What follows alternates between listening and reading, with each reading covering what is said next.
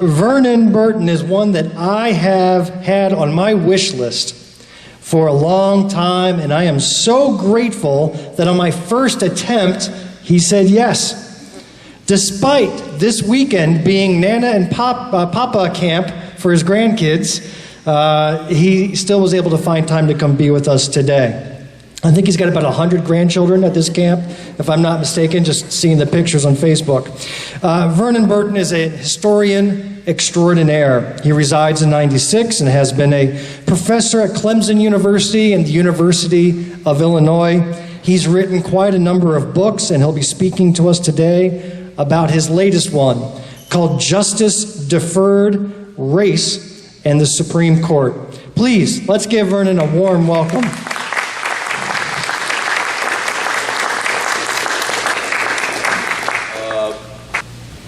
I appreciate the former video. I believe, as a person of faith, that a major part of that faith is the power of redemption. I've also been on a tear for a long time, going back at least in publication, before that actually, to my book, The Age of Lincoln, that I hate, that particularly in South Carolina, but the whole South in history, we call the overthrow of Reconstruction, which was the most progressive period, particularly in the history of South Carolina, but I'd say certainly in the former Confederacy of our nation, when we get public schools, when we get all sorts of reform for women and others, thanks to the vote of African American men at that time. And yet, when it's overthrown in a terrorist campaign, literally a legitimately elected interracial democracy, democratic government, that was the Republican Party at that time, is overthrown in a coup d'etat. And we call that redemption. And this is something, since it's Democratic Party, I want to call out the Democrat. The Republicans are geniuses at taking words and using them in ways that make a difference in how people vote. And that's just one example. This was a counter-revolution against democracy that happened. And particularly led in South Carolina. Before I get into it, and I've told Bill just to give me a 5-minute warning, we'll stop where we are. We don't want to go on forever. But you were talking about someone not having an MA, which is a real, disgrace of what's happening. But I was introduced as a treasure. I want to tell you, you have in this room the greatest treasure, the greatest historian I have ever met, and I have been a long time in this business, the best genealogist of black history, and I'm not the only one that feels this way, has just received his master's degree from Clemson, despite every effort of his major professor to prevent him and make it hard for him, Harris Bailey, right here. You will not find a better historian. This morning, and he is a treasure you should take advantage of, and certainly Lander should. This morning, my good friend Mark Schultz, who is here from Chicago, drove down to support the Democratic Party, and I were speaking about where are the great historians like the C. Van Woodwards and the David Donalds and those of the generation, and he said he thinks it's probably Heather Cox Richardson, who I have known since she was a graduate student, and she treasures Harris and has encouraged him all the way. So it's not just someone from 96, but from someone who is now has interviewed President Biden, is saying what an extraordinarily gifted historian he is. So take advantage of him here. And I wanted to point out quickly, since this is a good venue, I've been appointed to the South Carolina African American Heritage Commission and put in charge now of markers. So I really would like to see Greenwood County, Abbeville County, my region that I grew up in, let's get some historical markers up celebrating people, not just Dr. Benjamin Mays, but John Hancock. There's so many. There's some events that should be remembered in a special kind of way, like the Phoenix Riot, but Hamburg, so many other things that have not been recognized. This is an opportunity. You can, if you don't get a hold of me, you can get a hold of Harris. We're working on some other things in Lawrence and other places to get the kind of recognitions, because People do not learn their history from the books historians write. If they did, my grandchildren would have a better camp. They would have a better educational fund. But they learn it from what people tell them is important, that historical house over there. And I loved Illinois, the age of Lincoln, but a historical house was, every house was in fact supposedly, most of them weren't, just like down here, but was supposedly had an underground railroad hideaway, you know. So that was the history that was celebrated for victory, for freedom. Here, all we see is the plantation where enslaved people, not servants, were doing the work, celebrated. And the same thing for our markers. And I'm so proud of Greenwood County that the only individual that has a monument to him is the great theologian, of course, considered one of the three greatest of the 20th century, Dr. Benjamin E. Mays. Also, you know, as many have called the spiritual grandfather or mentor of the civil rights movement, is there. And I think we may not need heroes, but we need role models. And we need those role models who went against the grain, who stood up against the prevailing ideas and culture. We need that more than ever now. We need more Senator Floyd Nicholsons and others to get this country back on the way it should go. I'm going to take a minute. That's it's not my latest book. This one just came out, Lincoln's Unfinished Work. And can people not hear me, Georgianne? Okay, I usually don't. I apologize again. My head feels like it's exploding. And in this, I think one of the two best essays is by my friend Mark Schultz, who is here. It is a great essay, and those of you who know about Promised Land will know a little bit of this, but people don't know this history. It's reconsidering the achievements and against all odds, the accomplishment of African Americans, breaking new ground, African American landowners in the pursuit of the American dream. I think it's going to be a great book. It's a wonderful essay in Lincoln's Unfinished Work.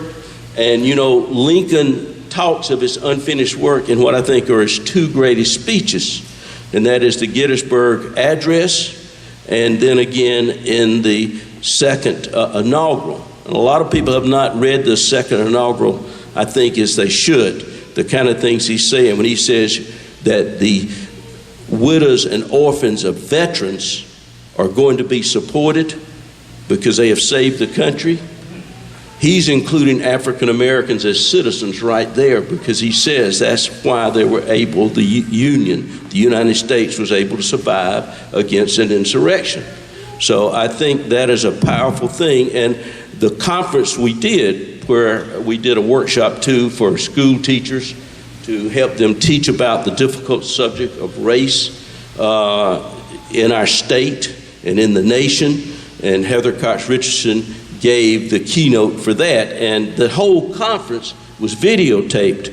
There's about 40-something papers, and so we only have about 12 or so in here, but you can go to the Clemson website and see any of these presentations in their raw form, the discussion, the arguments that historians have.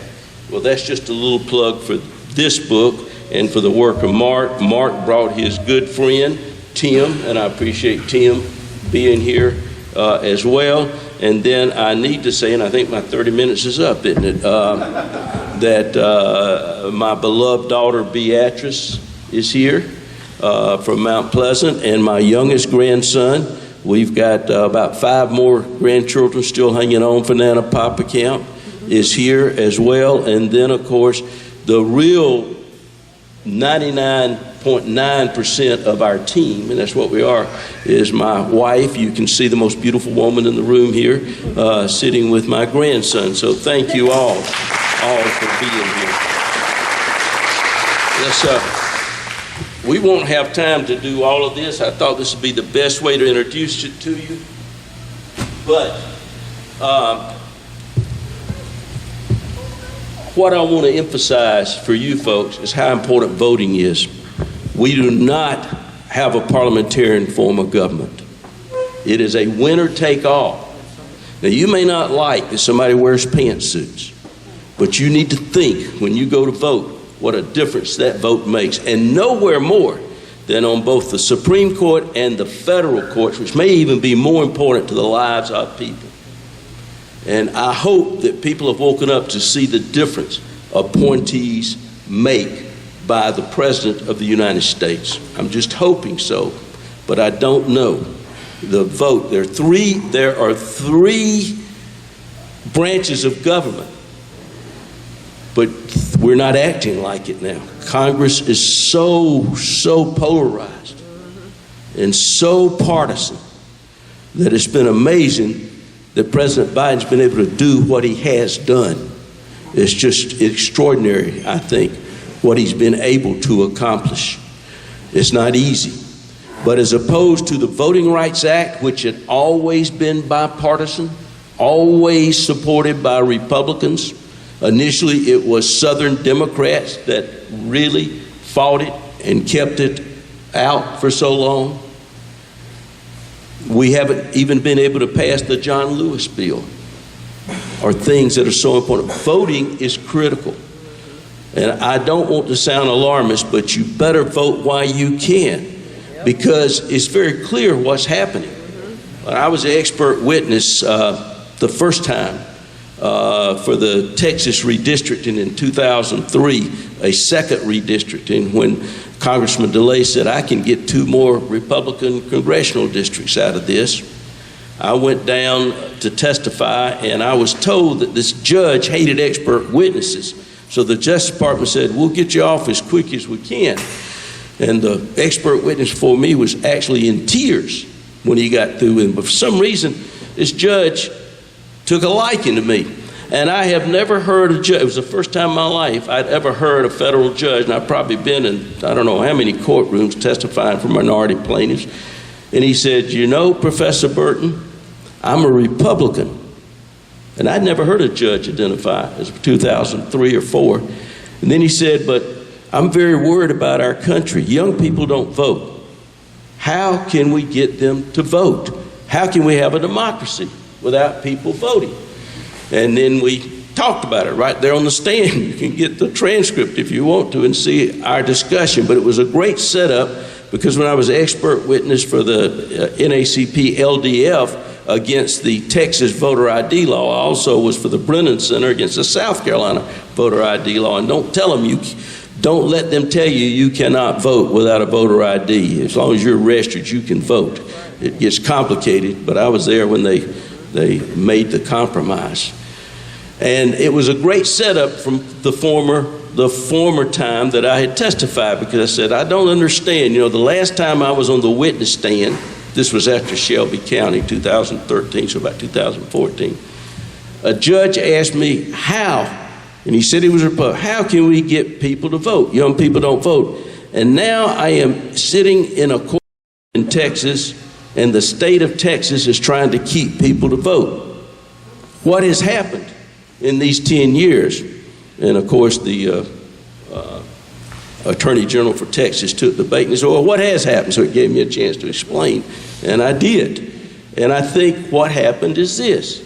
We had a recession, and that always, when resources are scarce, you have more tension in race and looking for others to blame for your problems and things. But the main thing was President Obama ran for election. You had a higher registration turnout for minorities than ever, and turnout. And that really scared and changed a lot. But the main thing was Texas, before everybody else, looked around, and I was able to document this in newspapers, and they realized that Texas was now a minority majority state. And I think that is exactly what is happening, because I truly believe that the people in the United States, despite everything that's happening, are good-hearted people, and particularly young people. And there are more of us than there are of them. And that's why they're trying to stop people from voting. Right now I'm doing I've done 4 cases now for Stacey Abrams lawyers. And as this last one, I've been challenged with this. And Judge Alito and Bronovich, you know, we thought that Shelby County was bad enough. Judge Roberts said, well, at least, you know, you still have Section 2. Well, Alito has really gone after Section 2 in this 2021 case, Bronovich, which is, I did something historians should never do.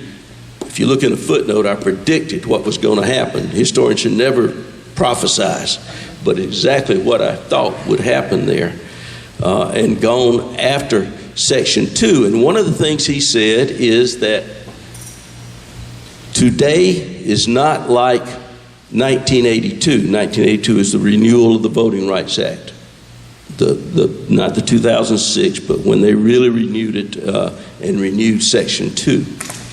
And so the lawyers have asked me to compare the election laws today, particularly this case, SB 202, which is more famous. It's a lot more sinister than not just being able to have water and food as you stand in line, but to compare Georgia's laws now in 1982 to see if it is true. And I said, no, Alito's right. It's not like 1982. 1982, the effort was to dilute the vote, to make sure that the impact of minorities voting was decreased by using at-large elections, things like that. Today is like 1898 in Williams versus Mississippi. It is trying to deny and keep people from voting. And it's incumbent on people to show how important voting is. That it's not just older people who remember when you were kept from voting, when you were kept by silly, silly laws like the understanding clause. I'll give you the greatest example is the case I did in North Carolina that relates to our first speaker, that former felons could not vote. And I was able to show that that law came back to 1866 when they were worried that, in fact, African Americans would get the vote. Everybody was discussing it. In fact, Lincoln's cabinet was equally divided on if you brought a Confederate state back in, that you had to give black people the vote. But then Andrew Johnson changed that immediately by setting in a grandfather clause with his native state, North Carolina, or we might not have had as many problems as we have had over the years with that. And history makes a difference, but people have to know that history. And the judges saw very clearly that the intent of that law, even though they had modified it, and I was asked by the state attorney general there, we said, Professor Burton, you're not saying to me that the law today is the same as it was then. And I said, no, but that's the same thing as saying that we have a poll tax and it was $100 and now it's $50, but we still have that original poll tax, don't we, was the cause of it.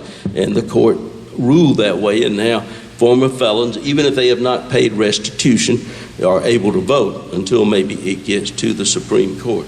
Well, we'll quickly do a little bit on this. I think that a picture is worth 1,000 words, they say. And if you are a publisher like Mark with his book, you're going to discover that publishers think the same thing because they charge you a fortune for every picture, and it costs them a lot. So it's one way to understand a book, is sort of to look at the pictures. So is this clicker work, Bill? Does the clicker here work? Not that one. Okay. Is this it? So just hit that over. Okay. Let's go quickly then. This is my favorite picture. I assume many of you recognize it. The great Cecil Williams, the documenter of the civil rights movement, who has created a wonderful museum where I'm serving on a board now of his directors. If you haven't had a chance, go to Orangeburg and see his extraordinary African-American museum, really civil rights museum. And I love this picture. Harvard would not let me make any more changes. They had said, oh, you should go ahead and include Amy Comey Barrett. So we did, and they charged us a fortune for it. One of the reasons that Harvard is the richest press is because it's the cheapest.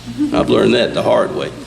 But I wanted to get this quote in. This is the great Thurgood Marshall getting off the train at Charleston on what today we call the Silver Meteor. So the railroad bus would tell you it wasn't really, but that's what they understood it as. And he had almost just been lynched down in Florida. I mean, Thurgood Marshall was amazing. One of the great intellects of his time. This man hardly ever lost a court case, and when he's appointed to the Supreme Court, he then gets to be almost always on the losing side, one of these great ironies. So Thurgood Marshall, and I put the quote in here because I think it's so significant when we think about Jim Crow and segregation. He says, sometimes I get tired of trying to save the white man's soul. And I try to point that out, that people to understand segregation was hard, of course, on black people, a lot worse, but what did it do for white people? And one of the themes of Justice Deferred is that we've had 12 generations, if you count a generation, it's 25 years, where the law itself, not only slavery, but demanded white privilege, demanded white supremacy. And what does that do to children, white children growing up, to be taught that their whole lives, that they have this privilege? And when we get discouraged, I think it's good to remember we've only had 2 generations in which the law began to address some of these issues. To give you one quick example, affirmative action. We had affirmative action for whites only. I mean, real affirmative actions. The greatest example is, I guess, the veterans. Well, let's go to Social Security, because it was the Southern Democrats that, with their bloc, made sure that Social Security did not cover domestic workers and farm workers. And why was that? Because in those states, that's where African Americans worked. That's working for affirmative action for whites. Then you have, in fact, Bill, you're going to tell me 5 minutes before I quit, right? You're getting it now. I'm there already on the first slide.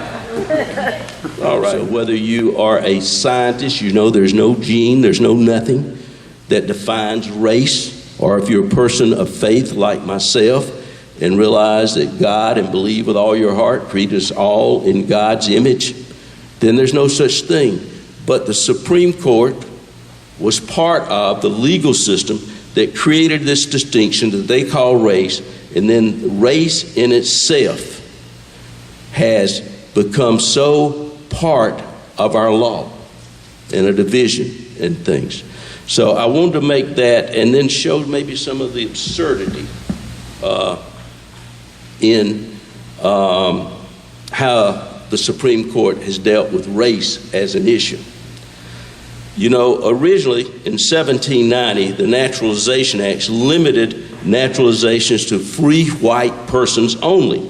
That was amended in 1870, significantly the same year as the 15th Amendment, to add people of African descent. So the only people who could be naturalized and become citizens were, in fact, white people and African American or people of African descent.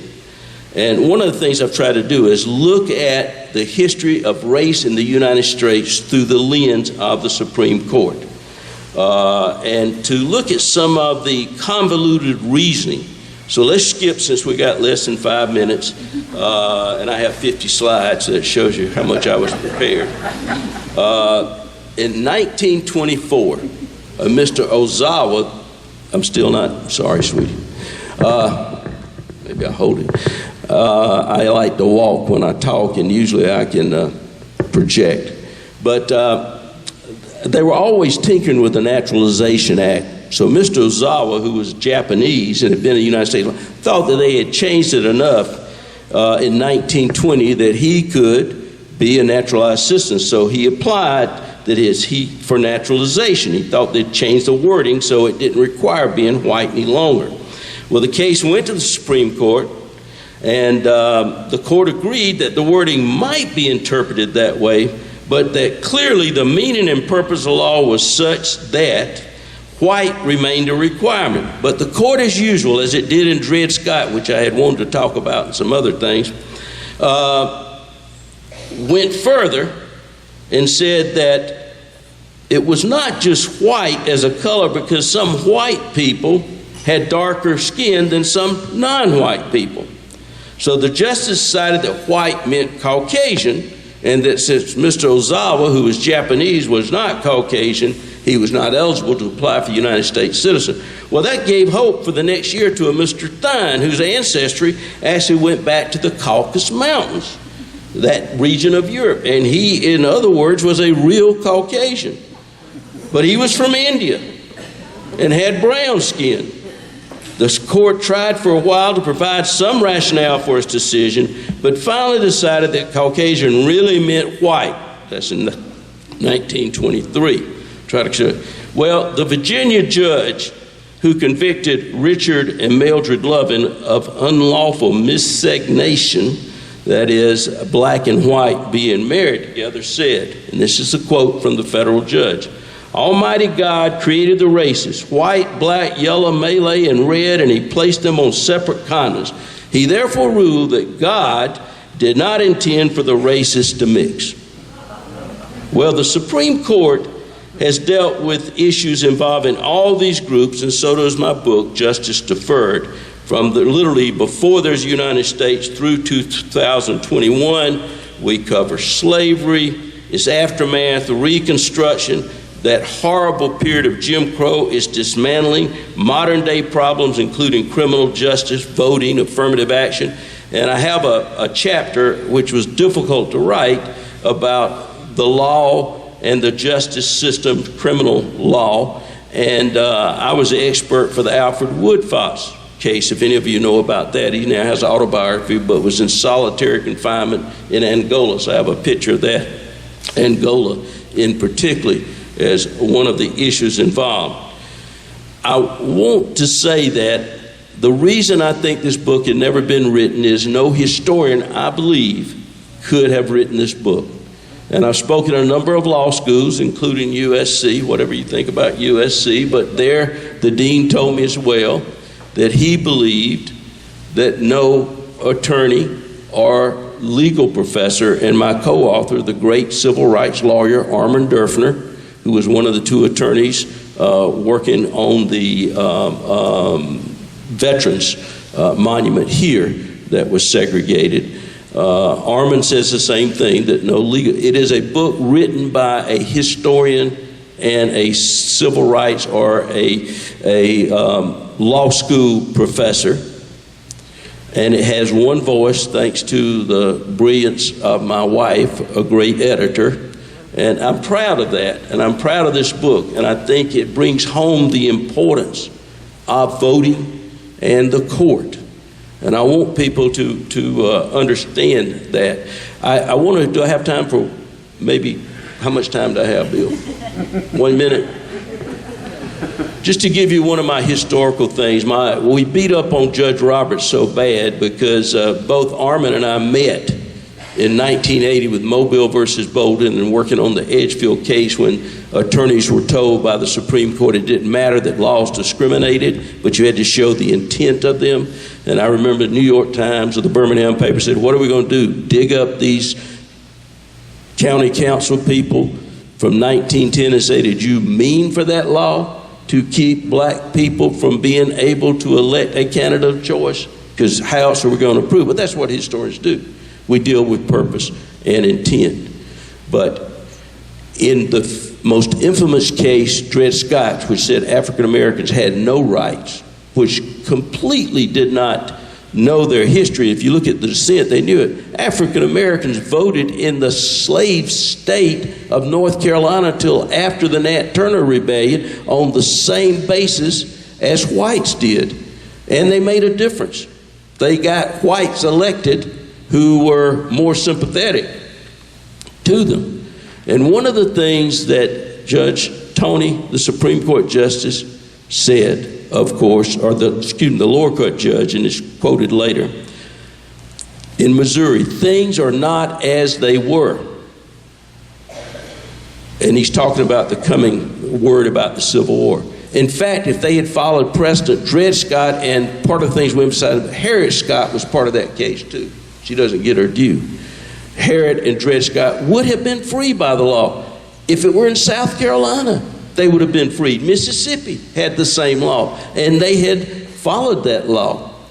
But then they said things are not as they were. So what does Judge Roberts say when he guts the Voting Rights Act with the Shelby County? Things are not as they were. Echoing Dred Scott. And what did Alito say? Things are not as they were in 1982. Do you see a chorus and an echo? And of course, things have got better. But they also get worse, and it's very depressing. And I had to find a way to end this book. I struggled because both Armin and I, as we tried to figure out what has happened with the courts, particularly since the Rehnquist court and the Robert court, to end this on a positive note. And it's what I told you, it's the young people. This is the last paragraph. In a 1951 poem, the Harlem Renaissance bard Langston Hughes asked, "What happens to a dream deferred? History shaped by the court's unfolding interpretation and limitations on rights tells us that justice has been deferred too long. Abraham Lincoln challenged us, determine that the thing can and shall be done, and then we shall find the way. We take inspiration from the young people who will be writing the next chapter." I thought we had discovered someone nobody knew about. Unfortunately, Joe Biden messed me up and had her at his inauguration, but when we wrote the book, no one much knew who she was. In 2019-2020, the U.S. Youth Poet Laureate Amanda Gorman gave readings around the country of a poem she had been commissioned to write for Independence Day. In her performance at the American Academy of Arts and Sciences, Gorman, an African-American woman from Los Angeles who was a student at Harvard, explained that she sees American democracy not as something that's broken, but as something that's unfinished. Rather than falling prey to discouragement, she speaks as being audacious and taking up the mantle of our fathers and playing her role in finishing their work. In her poem, Believer's Hymn for the Republic, she declares, "Every day we write the future together." And of course, history doesn't necessarily repeat itself, but our future grows out of where we are today, which grew out of where we were, and we have to understand our history. That's why one of the greatest attacks we're seeing now is on teachers not being able to teach the truth. And one of the reasons things were changing, these teachers were doing God's work in those public schools, and people began to understand what enslavement was and the progressive role of Reconstruction. And I think that's part of why we're seeing this clampdown again on the use of words that mean nothing, but by the Republicans to try to stop people understanding their history so they can understand how other people feel and differences. The opposite of anything in terms of what a liberal education is. And Lincoln believed, as I do with all my heart, that you cannot have a democracy without education. Doesn't mean formal schooling, but you got to be educated. And I think that's one of the reasons they're trying to stop education in this state and in your home state of Tennessee. Yeah. Thank you.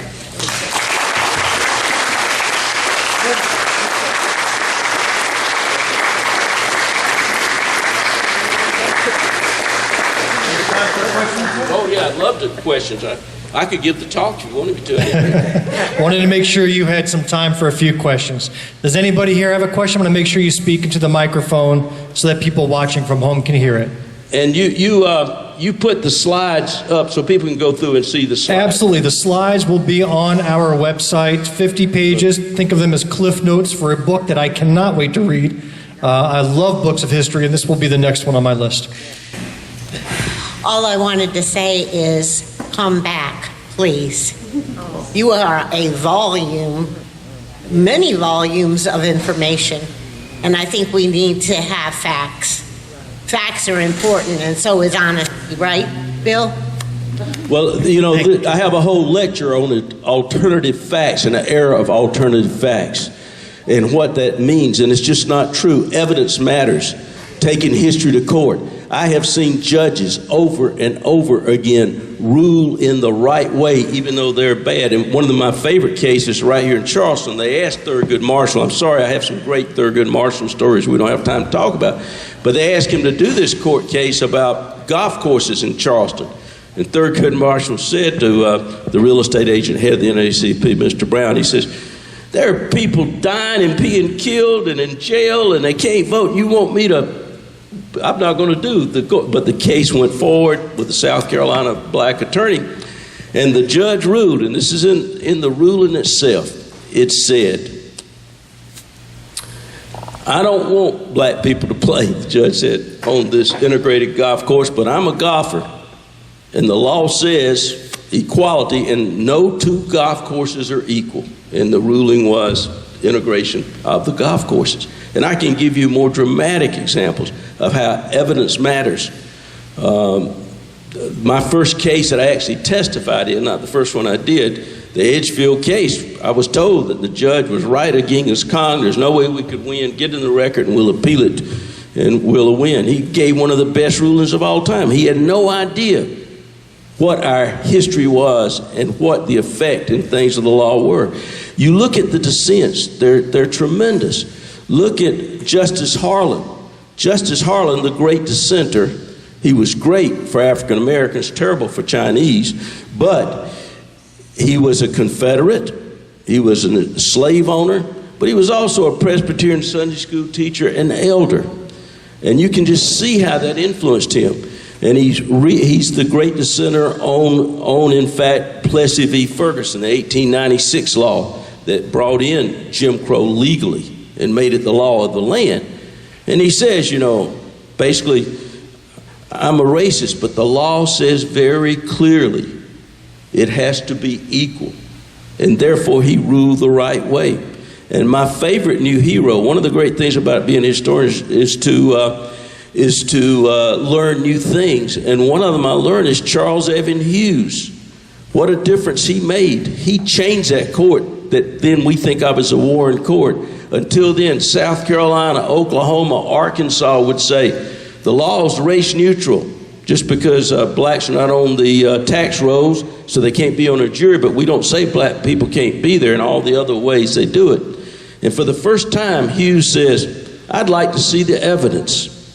And that evidence changed the court when the court started looking at the evidence, just as opposed to what the South Carolina Supreme Court or the Arkansas Supreme Court said.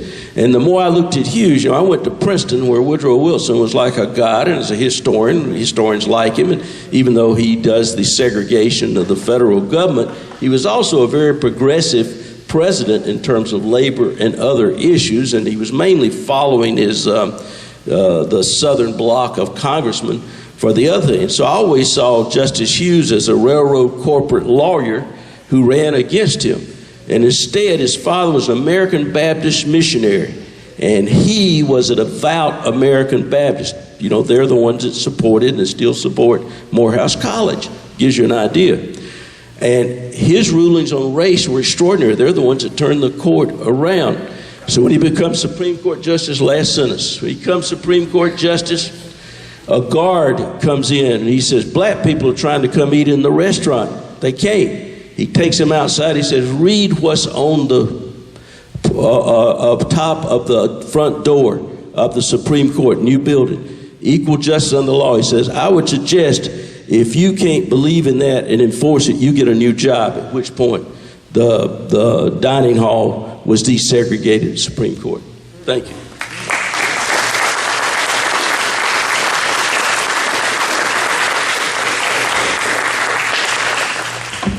I'm with you, Kathy. I could listen to that all day. This is my favorite topics. And I'm sorry, Dr. Burton, that we only scratched the surface of your encyclopedic knowledge. Absolutely incredible.